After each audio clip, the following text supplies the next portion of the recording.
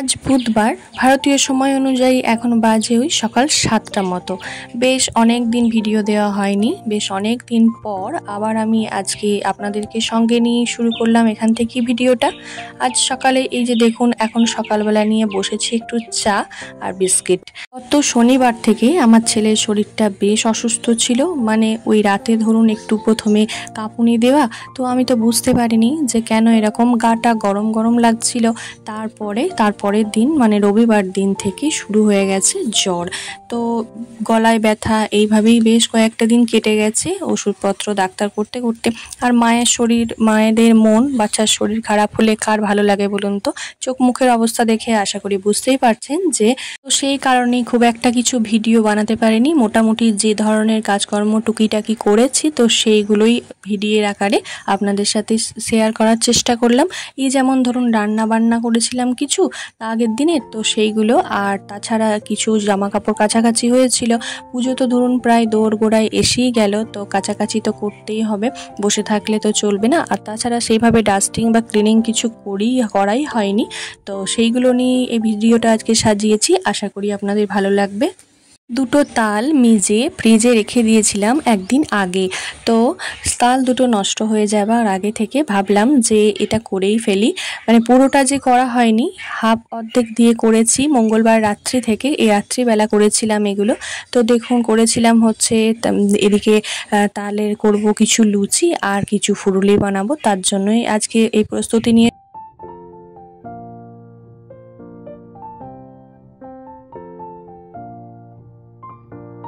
পরিমাণ মতো ময়দা নিয়ে তার মধ্যে তালের পাল্পটা দিয়ে ভালো করে মেখে আগে লুচির ডোটা রেখে দিয়েছি ঢাকা দিয়ে।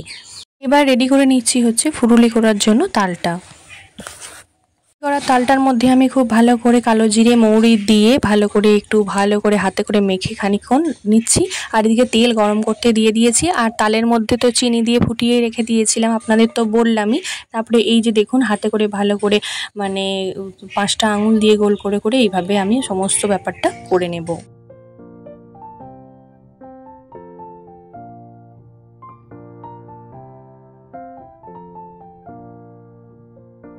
নমস্কার, কেমন আছেন সবাই? আশা করি ভালোই আছেন।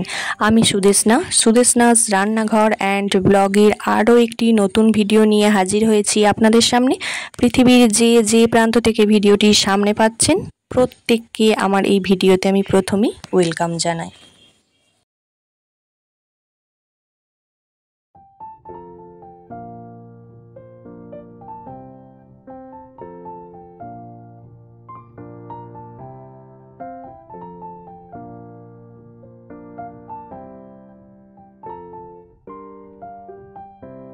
এদিকে আমার ফুরুলিগুলো করা হয়ে গেছে, ফুরুলিগুলো করে তুলে রেখে দিয়ে তারপরে দেখুন এদিকে আমি তালের যে লেচিটা করে রেখেছিলাম লুচি বানাবো বলে, তো সেটাকে আমি ভালো করে আগে আরও একবার মেখে নিয়ে তারপরে আমি লেচিগুলো কেটে নিলাম। তারপরে এইদিকে বেলে নিচ্ছি।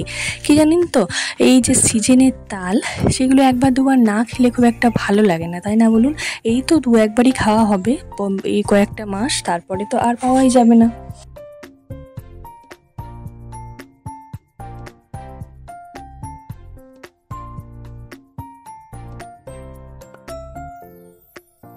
এই তালের লুচির যে ডোটা সেটা মাখা হয়ে গেছে, তখন আমার শাশুড়ি মা বলছেন যে তালের লুচি করলে আটা দিয়ে করলে নাকি ভালো হয়, ময়দা দিয়ে করলে ভালো হয় না।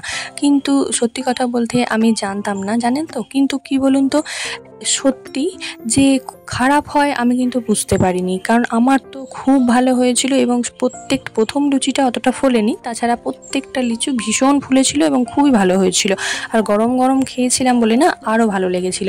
কিন্তু হ্যাঁ, হয়তো মানে ঠান্ডায় খেলে একটু টাইট হয়ে যায়, কিন্তু গরমে খেলে কিচ্ছু হয় না, বিশ্বাস করুন। খুব সুন্দর হয়েছিল লুচিগুলো আমার। তো যাই হোক, সমস্ত লুচি এইভাবে করেই নিয়েছিলাম। এটুকু পার্ট আপনাদের শেয়ার করলাম হচ্ছে মঙ্গলবার মঙ্গলবার রাতের এই যে তালের রেসিপি, সেটা মঙ্গলবারের।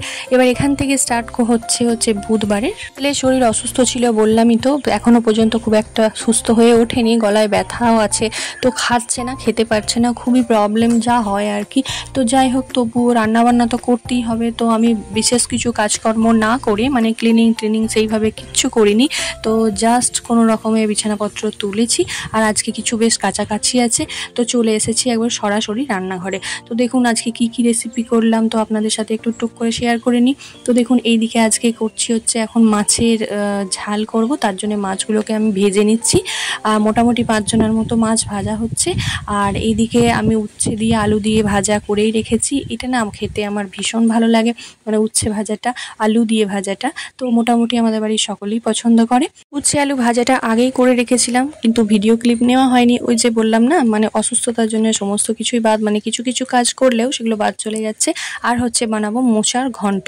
তো চলুন তার আগে এদিকে গ্যাসটাকে অফ করে রেখে আর একটা টুক করে ছোট্ট কাজ করে নিতে হবে। সেটা হচ্ছে অর্ধেক রান্না করেই রেখে দিয়েছি, দিয়ে এবার কি বলুন তো, এই যে বৌদি কাছাকাছিগুলো করে দিয়ে গেছে, সেগুলোকে আগে ছাদে না মেললে যা ওয়েদার যাচ্ছে, এই বৃষ্টি কখন এই রোদ, মানে নিম্নচাপের মতো একটা ওয়েদার। তো সে তার জন্য কি বলুন তো, ওই মোটা জিনিসগুলো না শুকাবে না।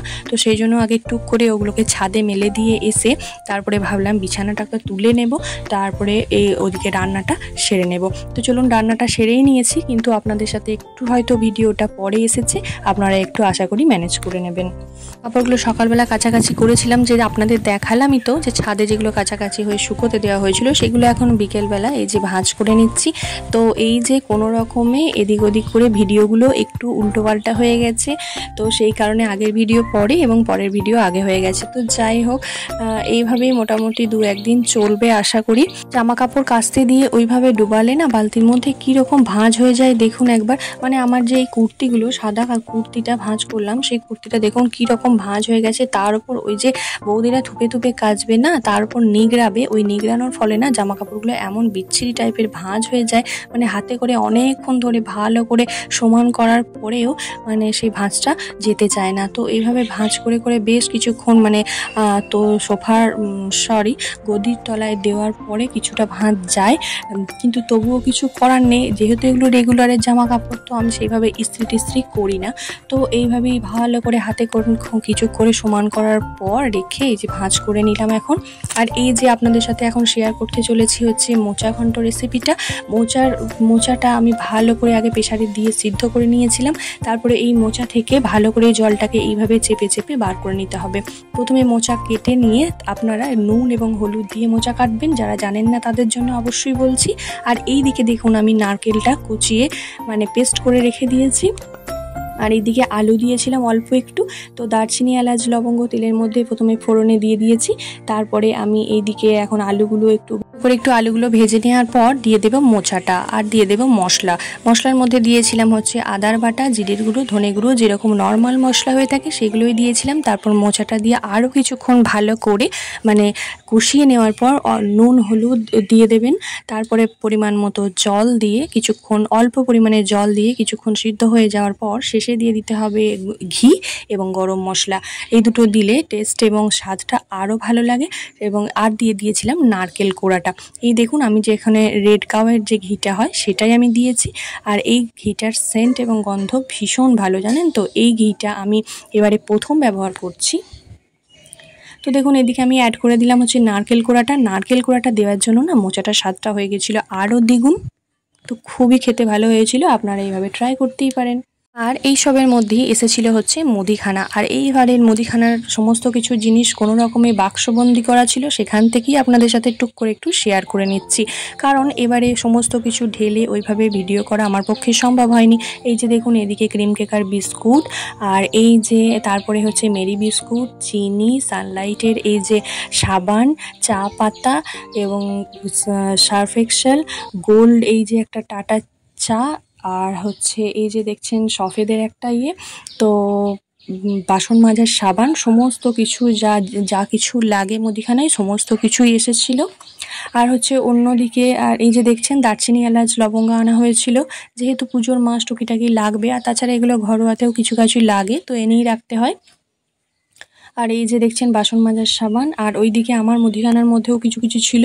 এইদিকে টাটা লবণ, আর এইদিকে হচ্ছে ফরচুনের তেল আনা হয়েছিল 4টে, তাছাড়া ডাল 3 রকমের, মশলাপাতি সমস্ত কিছুই আনা হয়েছিল। আর এই যে দেখছেন একটা ক্যালসিয়াম পাউডার ছানা কাটানোর জন্য, আর এই সমস্ত কিছু আনা হয়েছিল। আর হচ্ছে একটা সুজি ছিল।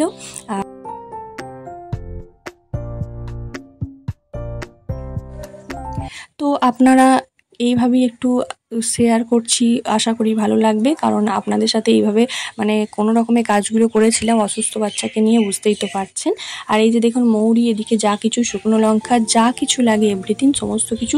আর এই যে এগুলো বাক্সবন্দি করা ছিল না, তো সেগুলো আমি মানে আমার হাজব্যান্ড এনে জায়গা মতো একদম সেট করে দিয়েছে। আমার পক্ষে ক্ষমতা ছিল না বাক্সটা তুলে সমস্ত কিছু বাইরে এনে বার করা, অসম্ভব ব্যাপার ছিল, তো সেই কারণেই মানে এইভাবে করা হয়েছে। যাই হোক, এবারের মতো এইভাবেই দিলাম, ছেলে অসুস্থ ছিল। আর এই যে দেখুন এবার দেখাই চলুন আপনাদের যে কিছু জিনিস যে সমস্ত আমার ছেলের এবং আমার আলাদা একটা ব্যাগে এসেছিলো সেইগুলো। এই যে দেখুন কমপ্লান, বারবান বিস্কুট, আপনারা তো জানেনই, আগের ভিডিওতে দেখেছেন, এগুলো লাগে স্কুলে টিফিনে দিতে। আর এই যে আমি নিউট্রি চয়েস নিউট্রি চয়েসের যে ব্রিটানিয়াটা ব্যবহার করি সেইটা। এদিকে কিশমিশ, কাজু, একটু কাবলি ছোলাটা পুজোর মাসে লাগে। তো এই সমস্তই নিয়ে আজকে ভিডিওটা সাজিয়েছি, আশা করি ভালো লাগবে।